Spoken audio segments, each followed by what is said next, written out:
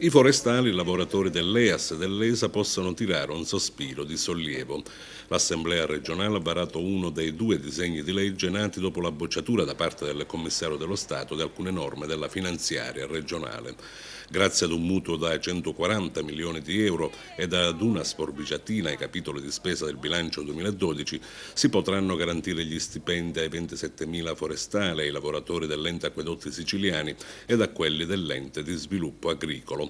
Oltre a ciò l'Arse ha provveduto a rimpinguare contributi ai teatri e alle associazioni che assistono ciechi e sordomuti ed ha anche riesumato l'ex tabella H che contiene sovvenzioni ad enti, fondazioni e club sportivi. Dicevamo dei tagli al bilancio. Un po' tutte le voci sono state interessate, ma la forbice più pesante ha agito su quelle relative alle spese di gestione dei comuni con una riduzione di 35 milioni di euro e delle province decurtate di 5 milioni.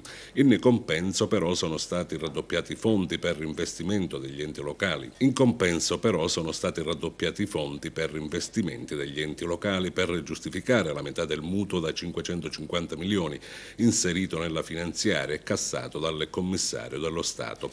Salvi dunque i finanziamenti per gli enti di assistenza ai ciechi e ai sordomuti a cui vanno circa 2 milioni, salvi anche fondi per i teatri, circa 8 milioni di euro, la maggior parte destinati ai teatri di Palermo, Catania e Messina ed all'Orchestra Sinfonica Siciliana, mentre il Pirandello di Agrigento dovrà accontentarsi di 100.000 euro.